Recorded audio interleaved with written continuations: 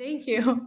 There she is. How are you? I'm well, thank you. How are you? Oh my gosh, I love this screen. This is so cool. Yeah, I try to customize it as best I can. I definitely that's my not my strong point, but I'm like, you know what? There's enough here where I think it looks pretty good. I love it. It's so personal. Thank you. Yeah, so I have to say, if I get through this interview without being emotional, honest to God, it'll be a miracle. Like, I mean, there's Oh, so much.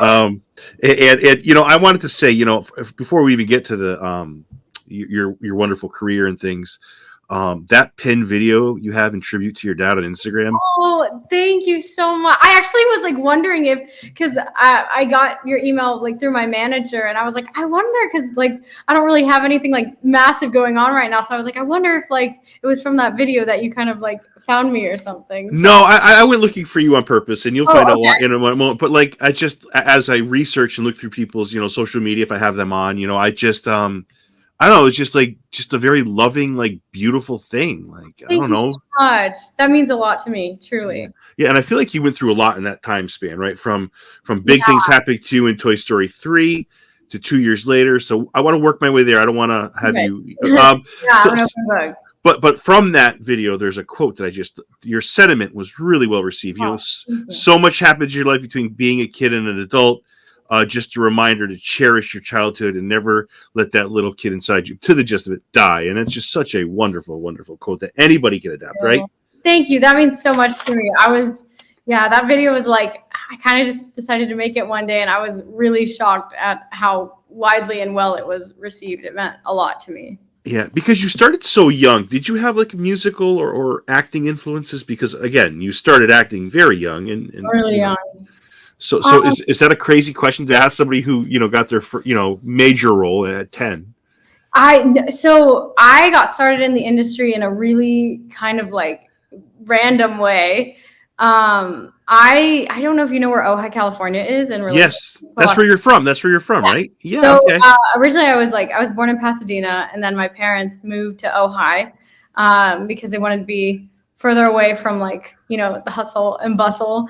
And so we were living in Ojai, and they were doing like a local community theater production of The Music Man, and I had done like a very small roles in the community theater like for a few times, but I had like my first speaking role. I had one line, and I had this role in The Music Man, and somebody like this wonderful, amazing woman named Janine Cosden. She, I guess, spotted me and then approached me and my parents after the show and said like, "Hey, I'd really like to, bring your daughter into the industry," which was crazy because I'm like a tomboy. I lived on a ranch, like totally have no industry connections.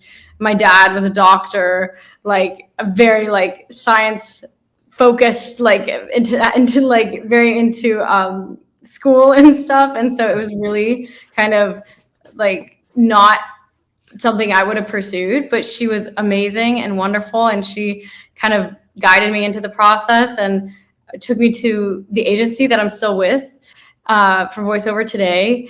And my first audition was for Toy Story, which was like so surreal. Yeah, that's unbelievable. And usually when you hear stories like that, it's usually somebody trying to swindle you, or they're not on the up and up. Right. But like you're like I've heard stories that are kind of out of the blue like this before, but they're very very rare. So I mean, the fact that it did work for you is pretty amazing.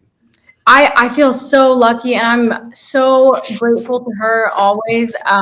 It was really crazy. She was dying of cancer, of terminal cancer at the time. Ooh, And she, I guess, was kind of taking me on as like her last client to take on. wow.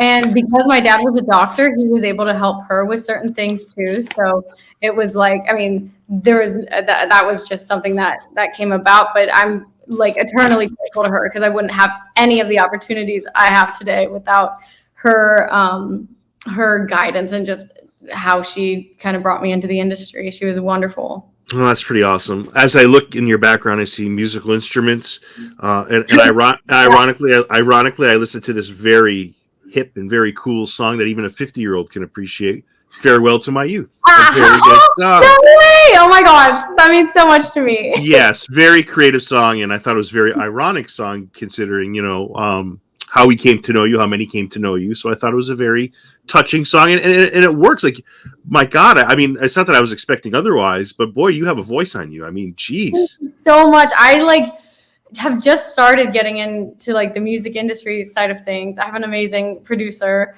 and he's kind of guiding me through all of that beginning stuff and really refining the art, and that has just been such a fun journey. And I have so many more songs I'm about to release, and I'm really excited about it. So, are you doing the writing and the singing, or do you have help with the writing and the? So it's all it's me and him. We're the only two people who write the songs. Wow. Usually I'll start with an idea or like compose something on piano or guitar and then bring it to him, and then he helps me Right. refine it, make it the full thing. But we also write together, but it's just me and him, like nobody else. Right, and you're still in the acting ring. I mean, but I think you're kind of the type of person that has both things going at the same time, which is pretty unique and pretty amazing, and probably down the road going to prove to be useful for you. I hope. I mean, I love both worlds. They're so different, but Yeah, have overlap. I just love making art, and I do love the thing with music that I love is like I can just go to my piano back there and like make a song. You can't just like, make a movie happen. So yeah. it's very nice, the accessibility that music provides for an artist. It's just, you can make it at all hours of the night. So yeah, I'm really excited to be doing both of those journeys simultaneously. No, had I stumbled on that song not knowing that who you were and who like that I was going to be speaking with you, like I would be like, this is a really good song. Like I So really enjoyed it. So I mean, that's really awesome that you are certainly talented in that area because, thank you so much. yeah. We mentioned your dad earlier. What was your dad's reaction after? And obviously, we're talking some years now, 2010. What was your dad's reaction to your performance as Bonnie when he first saw it? I remember the moment really clearly. So when Toy Story 3 came out, I had never been given a script. I'd never been told who my character really was. Leon Critch, the director, would just tell me lines to say, and we filmed for I guess about like 2 years before it came out, or there was like a 2-year gap between booking it and it coming out. Right. I had no idea, truly no idea who my character was or how pivotal she would be in the movie, if she would be pivotal at all.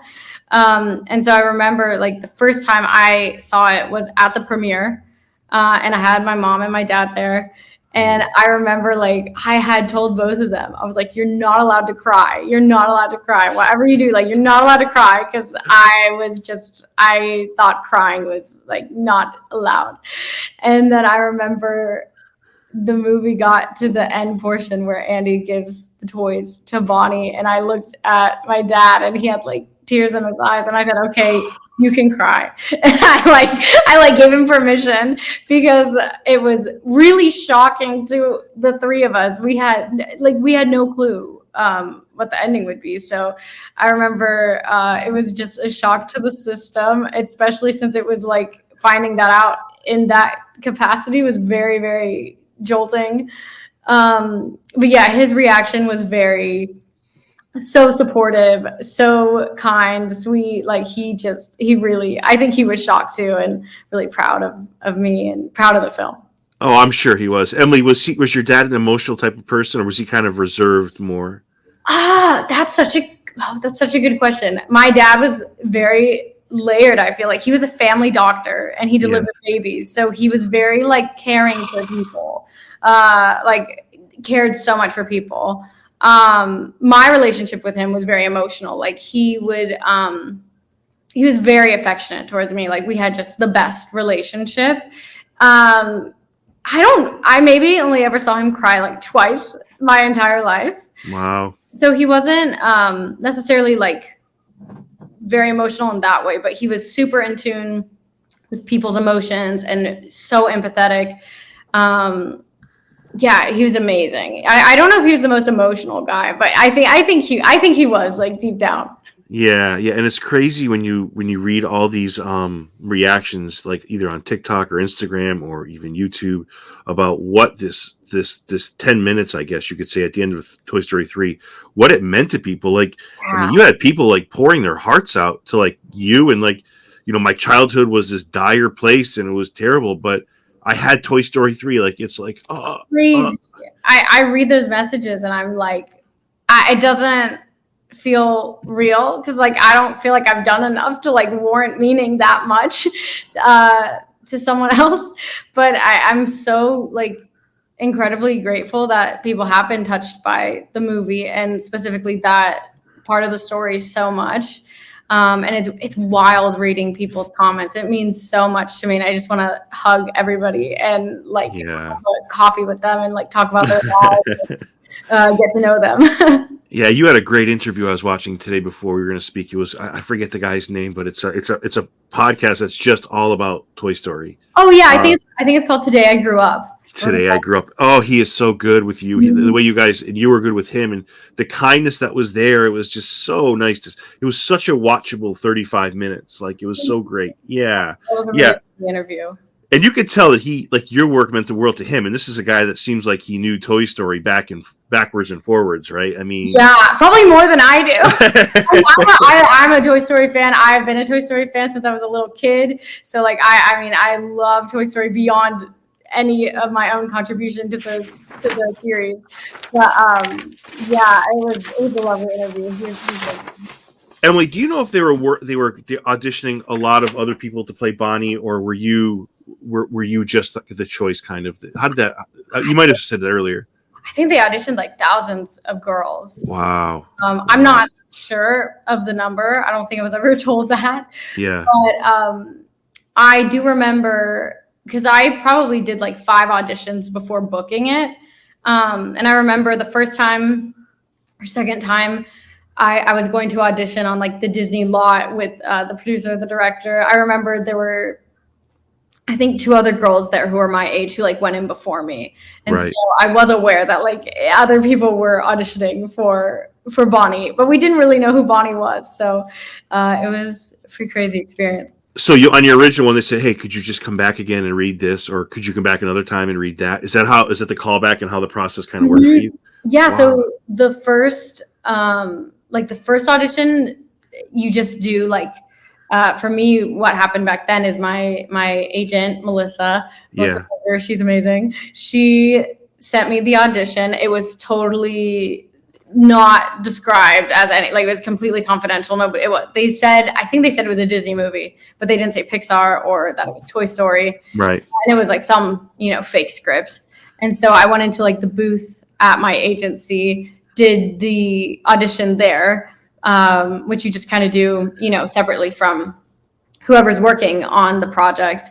And then I got a call back, and that was the first time I went in, and they would just keep having me back, bring me in, tell me different things to say. And it was really crazy because, so this was 2008, I think. So the writer's strike was going on. And so they ended up paying, Right. I remember they were paying each girl for their auditions in case the strike ended up happening so they could use their work.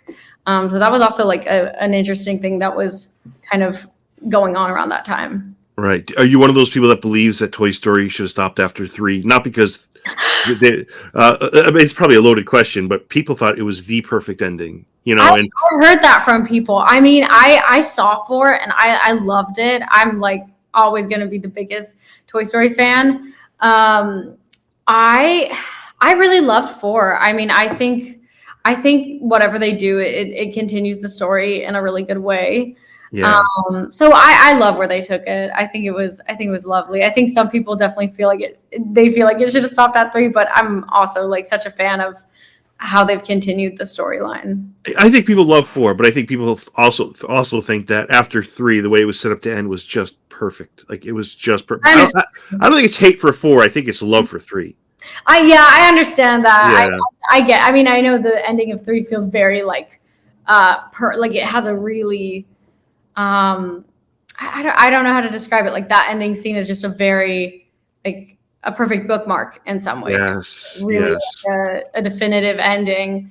But I think Toy Story 4 and how they're continuing the franchise is also really meant for like younger people, like the next generation of Toy Story lovers. So I think that is beautiful. yeah. And I think that, I mean, there's never enough Toy Story. So I'm always going to be a fan of that. Yeah, yeah, and it's 10 years later. Is it weird to have like somebody else play like your, I don't want to say your baby or your role, but like is it, I mean, obviously you're a little older at this point. I Yeah. mean, it's hard. It's awkward, but I mean, it's a little bit, I would imagine it's a little weird because this is something that has been a part of your life for almost a Mhm. decade at the time, right? Because you're Bonnie and you still are Bonnie. I'm not saying that, but like I don't know. I mean, is it an adjustment? Is it like, okay, that's different? I mean, is It was, but I have to say, like, I've virtually met Madeline, the girl who oh plays nice. Bonnie now, and she's lovely, and she is also like probably like 10 years younger than me. So it's not really, it makes sense.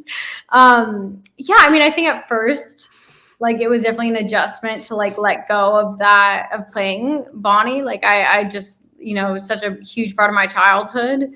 But also it's like we all grow up as Toy Story is about, and so it made sense. I mean, it was an adjustment, but I'm also like totally rooting for her, and she's a wonderful voice actor and actress. So um, Yeah. nothing but support. And it's going to sound like I'm focusing on just Toy Story 3 today, and many of my questions are, but I want to make it clear how supremely talented you are as an actor, You. well rounded. I'm not trying to just make it on Toy Story because again, the beginning interview was music, and then this. You are certainly well rounded. I want to go on record as saying that you are very well rounded. Thank you so much. That means a lot to me. I mean, yeah, the acting world is so crazy because you're not really responsible for like the opportunities you get. Like, we're not necessarily filmmakers, so we're just really dependent on like different projects coming our way. And I've been really lucky to do a variety of like, on-camera work, voice work, and I love it. I'm super lucky. Emily, how did it affect your personal life at 10, 11 years old? How did all this, fame and, because Toy Story 3's many people, including myself, it's the greatest third part of any franchise ever. Like there's no better part 3. I mean, really, it's the best part 3 of any movie ever made. And especially those last 10 minutes. And I'm telling you, Emily, there's actors that would give their left foot to have a powerful 10 minutes like you had on screen, like that meaningful, that everyone can relate to, the 3-year-old, the 80-year-old, the everybody who's owned a toy, and you were a big part of that. I mean, I could never wrap my head around that. Must be so powerful. I honestly, I forgot who I was talking to the other day, but I was like, I don't think I've even processed it because, like, I grew up with Toy Story. Like, I grew up loving Toy Story, so the scene in a lot of ways affected me. Like, I was able to remove myself a little bit and be like, wow, this is, the storytelling is so much bigger than like one individual actor. And I think like, the director, the producers, like the writers, just did such a phenomenal job. For me, like it's still such a pinch me moment. I feel very lucky. I totally am aware that moments like that, there's so much luck that really does go into it. Like there's so many amazing voice actors. I'm not even sure why I got picked, but yeah, it is like still surreal to me, and how like that moment has become like a pivotal kind of moment in cinematic history is like Yeah. really crazy to think of being a part of that. It's still like super duper surreal. I think in terms of like it affecting my personal life, the great thing about voice acting is a lot of people don't know who you are. So, I wasn't like some massive child star who like got recognized everywhere. I don't actually know if I don't think I've ever been recognized, which is kind of like, I mean, I think as a kid that was definitely good. Right, right. I saw other people kind of be touched by that child star famedom, and it's really scary. And it can really F you up. And so I was lucky. Like I still lived in Ojai. Like I still went to school. I still played soccer. I got so much support from like my friends and the community, but I don't I don't feel like things changed like in my immediate dynamic a whole lot. I do the thing that definitely did change was like my life became a lot more about acting, and that was a whole other journey, and that has so many layers to it. Good, bad, amazing, horrible. Right. But I'm really thankful for all of it. It was still like such a great opportunity. Yeah, I mean, I think the biggest change just came from more of my life becoming centered around the industry and like having the pressure from like adults and people in powerful positions, you know, needing you to like do something just as big, or Right. like kind of expecting like greatness from you, which at a very young age is really like difficult.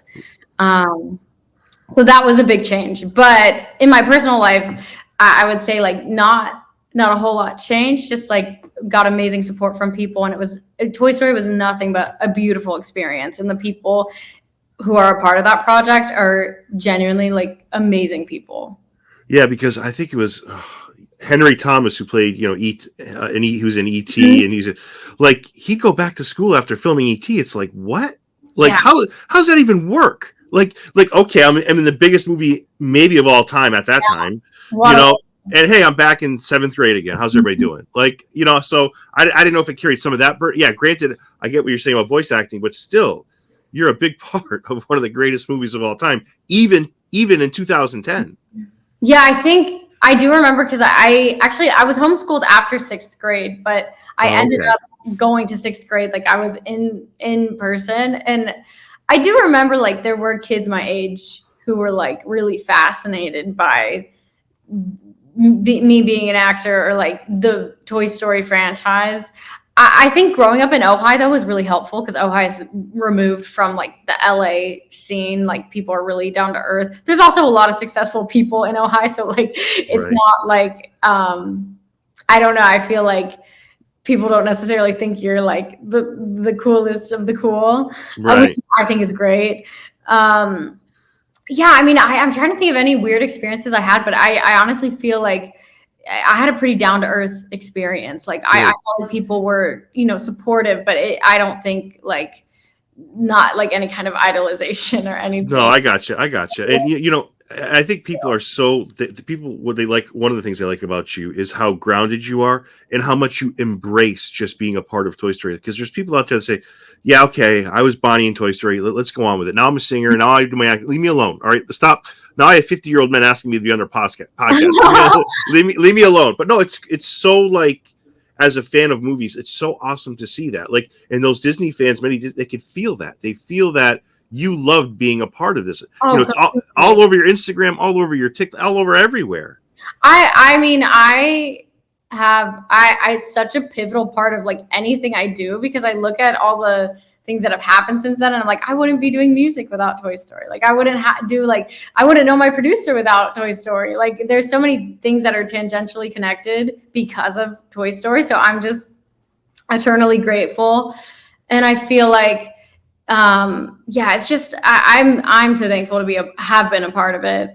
And it's really at first when I started like I didn't have social media growing up or as a kid. Like I only recently got social media maybe like 3 years ago. Yeah, So I was really like I didn't even know if I should talk about Toy Story because I didn't know if people would be like honestly like interested to like hear yeah, about it because I'm like I mean I'm just to me I'm like oh I just you know I did the voice and like I don't know if anybody wants to like hear from me. And I remember like I posted a video on TikTok, and I this was like one of the first videos I'd ever posted anywhere. I was not a social media savvy person, and I posted this video on TikTok where I was like doing the voice like 10 years I later. saw that. I saw that. I Yeah, had never been on like I had never tried social media or anything. And I remember like a few days later it had like 1 million likes.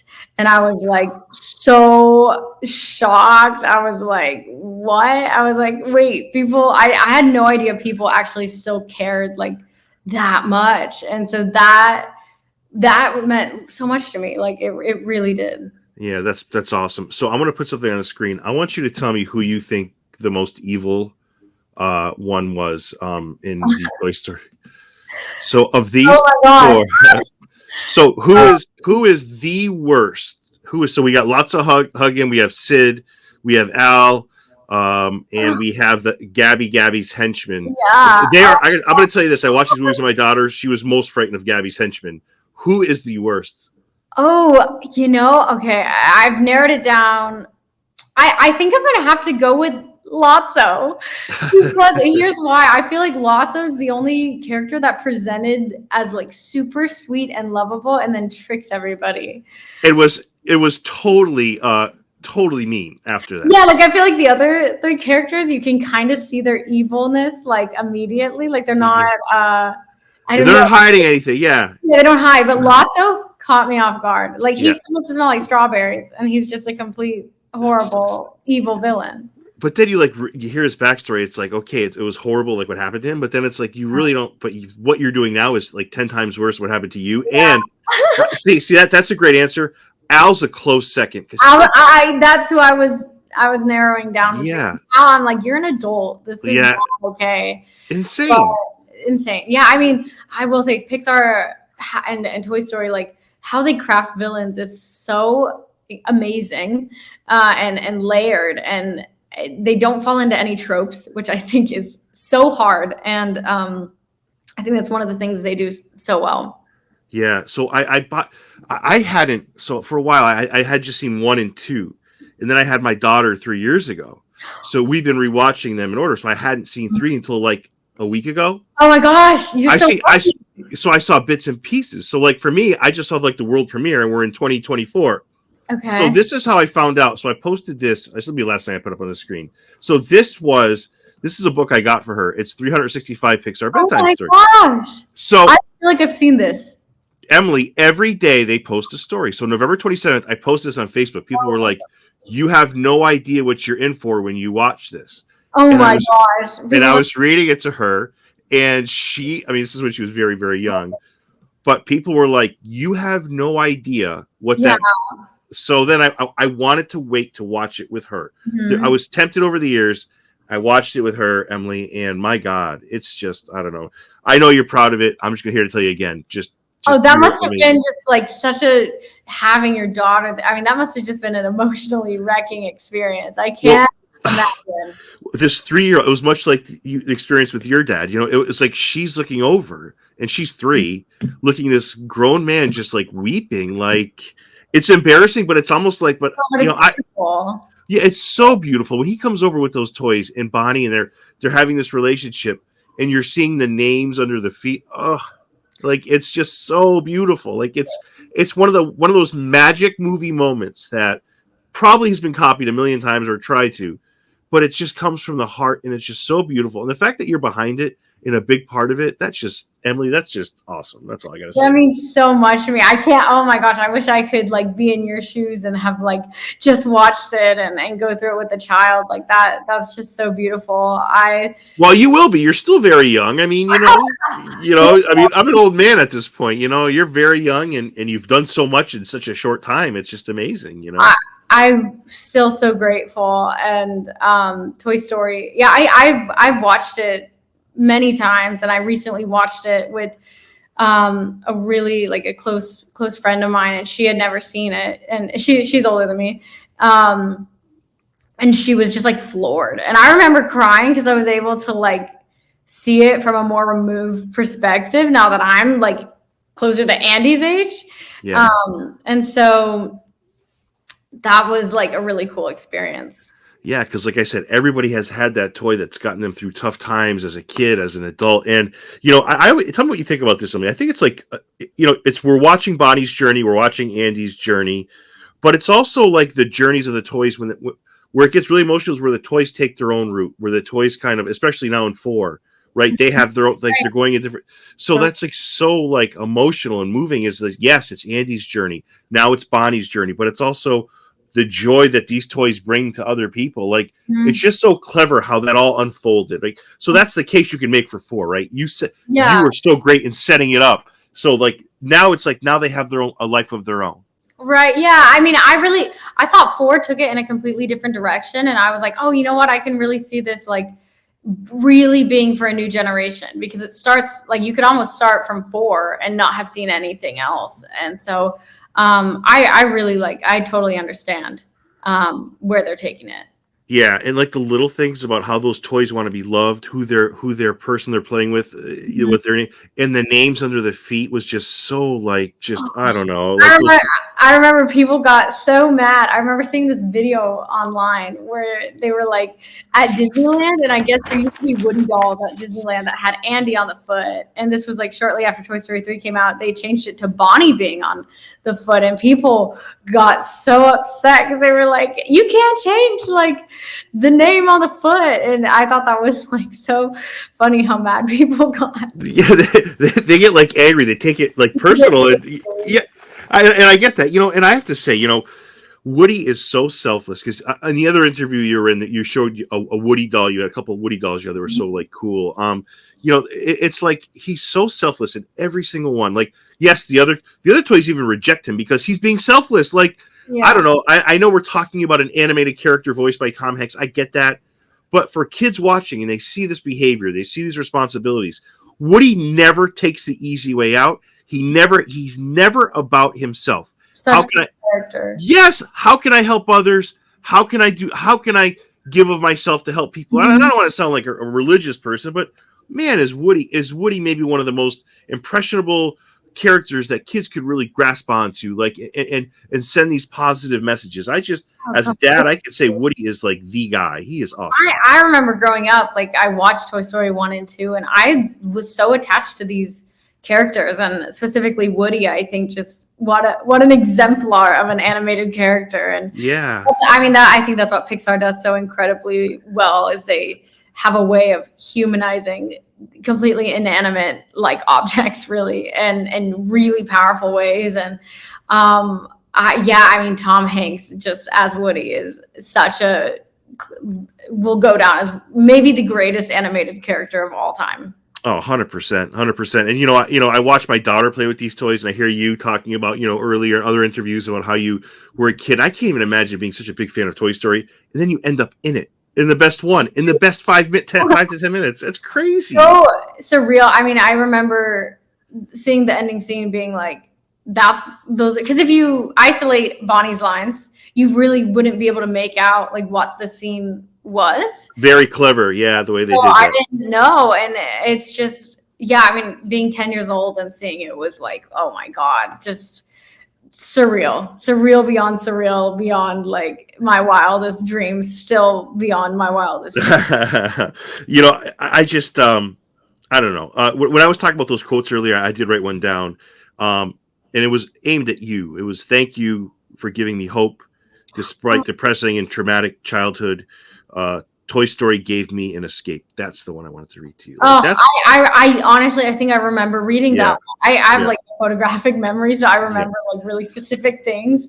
And I remember, I think I remember like that comment specifically. And it just like seeing things like that just really make you want to keep making art. And also it's so meaningful. Like I just want to go hug that person and tell them yeah, like, thank you for writing this message, because that's inspiring me to keep going. Like it's, yeah, yeah. it can feel, I think as an actor, it's like a lot of times you feel removed from the audience.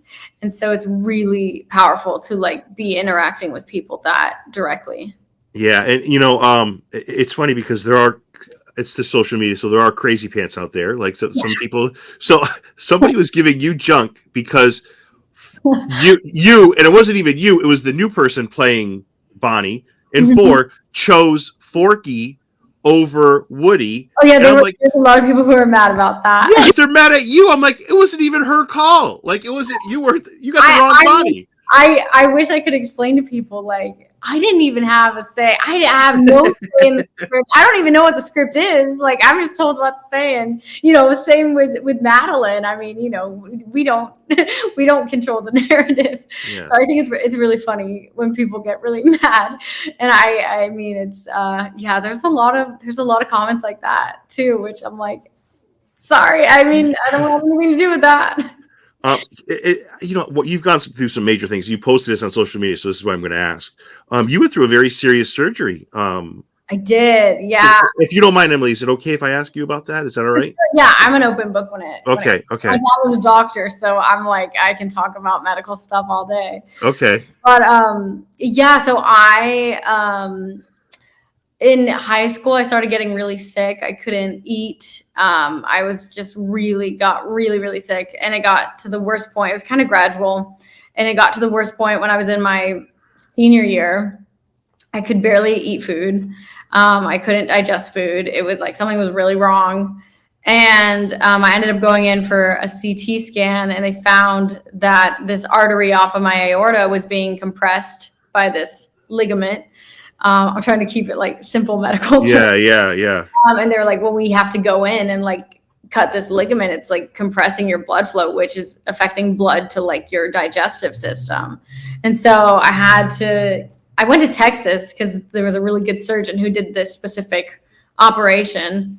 It was there's a lot of other stuff in the medical journey, but to keep it short, I like had this, I guess it was like a 4-hour procedure. It wasn't that I think it would be longer, but it was actually only 4 hours. Right. And crazy surgery. They had to like I've watched like videos of not my own surgery, but other people having this surgery, and they essentially like have to not to be gross, but pry your ribs open, and then they operate right on your aorta, which is like right on your spine. So they literally go from like your stomach because they operate, they don't operate from your back. So they like it's a nasty surgery. Yeah. I had a long recovery.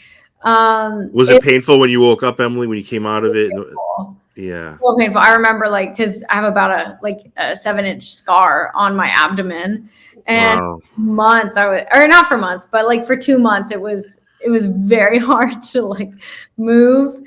And for the first few weeks, I could like barely move. It was like the most amount of pain I could have ever been in, but you know what? Like I'm healthy now and I can eat whatever I want and life is good. And I love scars. I named my scar, which is probably like, I shouldn't say this, but I named my scar. I was like, I have to come up with a pun. So I named it Scarlett Johansson. Like, I pray to God Scarlett Johansson never hears that. But I didn't. Not only did you give it a great first name, you followed up with Scarlett's last name, which also fits it. So I know. Oh my gosh, if I'm ever lucky enough to meet her, I'm like, she's gonna think I'm crazy. yeah. That's very, very creative. You know what else is creative? I love your website. I like. Yeah, so I like the fact that if I want to listen to your music, I can hit the pull down, and I can go listen to it on like 12, 15 different places. Like I chose YouTube because I was just there. But it's like a very creative kind of pull down and just do your thing. I like that. Yeah, I made it myself. I made it in Squarespace. So that means a lot to me. Like I made it myself. So that means so much. How do you do it? Because I am horrible at web design. Like I'm terrible. Like I try my best. I use Weebly. It's whatever. It's honestly, I thought I wouldn't be able to do it, but I got Squarespace, and Squarespace is pretty like self-explanatory. I will say like it wasn't too hard to figure out. You don't have to do any coding or anything. So it was. I would say try Squarespace if you haven't. Like it's pretty easy to use. Yeah, Emily. If we talk, last two questions, and thank you for all this time, Emily. If we talk in 10 more years, 5 more years. Where would you like to be? What would you like to be happening in your professional life?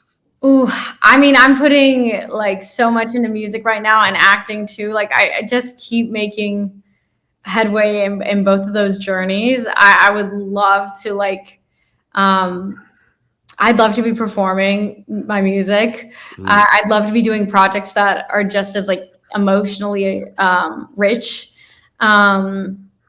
Yeah, I guess just keep making art and that, that's really all I could ever wish for. I think a life where you get to make art is the biggest luxury. So honestly, just like still making art and just still pursuing challenging characters and challenging songs. And that's all I could ever hope for. Professionally, as you evolve, is there an actor and a musician that you really find outside of Scarlett Johansson? Is there a a musical somebody you look up to musically, or somebody who's an actor that you like are wow? Like as you've gotten older, do you find it is there or is it just kind of I played Hugh Laurie's daughter in House for an episode. that's Rachel? Was it Rachel? Yeah, Rachel Cuddy. I remember. It was like a dream sequence, so it's not really like his daughter, but it's like a dream daughter. Yes, yes. And only later did I find out that he's an incredible musician and Wow. massively talented musician. So I'm gonna go with him. Like I think his career is deeply inspiring, and I wish I could tell him that. I didn't know at the time, I was so young, but I think his career in music and in the acting world are both just like fantastic. Yeah, so I do have to. I'll end with this. I do have to say like thank you because like my daughter and I had a chance to bond with a wonderful movie in a great moment that you were a big part of, and there's nothing more important than a father-daughter bond. So Emily, thank you for this and all your work. And I can't wait to see what the future brings for you. You are a great talent, and thank you for this. And I'm sure many other people would say the same. Thank you for your work. You are definitely a talent. I'm so grateful. So thank you so much for having me on. And I am super duper grateful. Have a wonderful night, Emily, and thank you for this. Thank you.